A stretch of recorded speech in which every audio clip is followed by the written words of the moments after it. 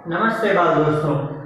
कक्षा 7 में विषय हिंदी में आज हम 5वां इकाई हिंद देश के निवासी इस कविता के समझने का प्रयत्न करेंगे।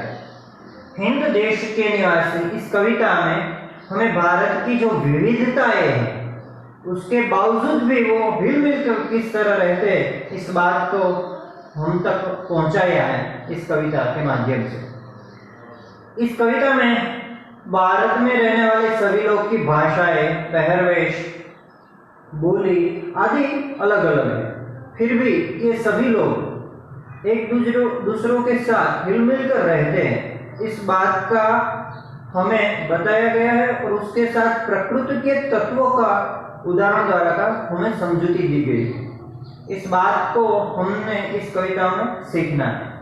पहले ऐसा करते हैं बच्चों, हम कविता का पठन और उसकी समझूती लेते हैं, उसके बाद हम उसके कविता को राग में गाएंगे। तो पहले हम समझते हैं इस कविता को।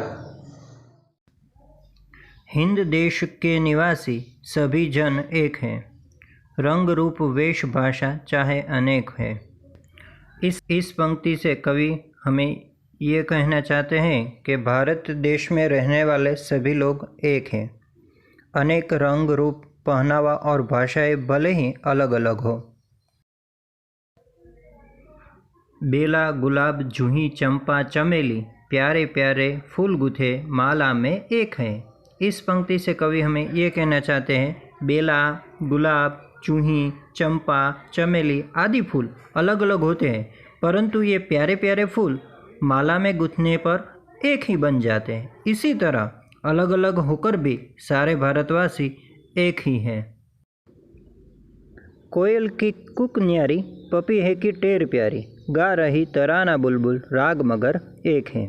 इस पंक्ति से हमें ये समझना है कि कोयल की बोली निराली होती है, पपी की बोली में अपनी मिठास होती है, बुलबुल का गीत भी अलग तरह का होता है, पर इन सब पक्षियों के गाने भले ही अलग अलग हों पर उनका राग एक है।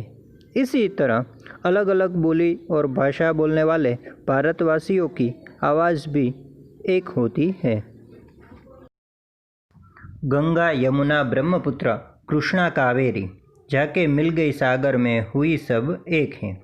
इस पंक्ति से कवि हमें ये कहना चाहते हैं कि गंगा, यमुना, ब्रह्मपुत्र, कृष्णा और कावेरी अलग अलग नदियाँ हैं, मगर सागर में मिलकर वे एक हो जाती हैं। इसी तरह देश प्रेम सभी भारतवासियों को एक बना देता है। धर्म है अनेक जिनका, सार वही है, पंथ है निराले, सबकी मंजिल तो एक है। इस पंक्ति से कवि हमें ये कहना चाहते हैं, धर्म अनेक है पर उनका सार तत्व एक ही है। सभी संप्रदाय अलग अलग विशेषता रखते हैं पर सबका ध्येय एक ही है, मनुष्य को उन्नत बनाना। इसी तरह सभी भारतवासियों का लक्ष्य एक ही है, अपने देश की उन्नति करना। तो बाल दोस्तों, आपने कविता की समझ ली और उसका पठन भी सुना। तो बच्चों, हमने इस कविता से ये पता चलता है कि भारत के सभी राज्यों में और प्रदेशों में देखें तो भाषाएं, बोली, पहनावा आदि अलग अलग है, फिर भी हम सब एक साथ रहते हैं और एक ही साथ के साथ आगे बढ़ते हैं। इसका उदाहरण द्वारा हमें कविता में बताया गया है कि जिस तरह फूल अनेक प्रकार के होते हैं, गुलाब का, चमेली का, चंपा आदि का, किंतु फिर भी जब वो एक माला में आते हैं तब एक धार में, एक ही विचारधारा में बन जाते हैं। इसी तरह हमें कहते हैं कि कोयल हो, पपिया हो, उसकी आवाज़ अलग होती है, किंतु सभी का राग तो क्या होता है बच्चों, एक ही होता है। इसी तरह नदी के उदाहरण से हमें बताते हैं कि गंगा, जमुना, ब्रह्मपुत्र आदि नदियाँ हैं, किंतु अंत में तो मिलती कहाँ पे, समुद्र में ही सब मिल जाती है। इसी तरह वो एक हो जाती है और उसका पानी एक बन जाता है। इसी तरह कविता में अंत के चरण में कहते हैं कवि कि इस देश के धर्म अनेक हैं, कई सारे धर्म हैं, किंतु सभी धर्म का मुख्य ध्येय तो एक ही है, मानव की उद्धार होना, मानवता का उद्धार होना, यानी मानवता का अच्छा होना, यही बात है।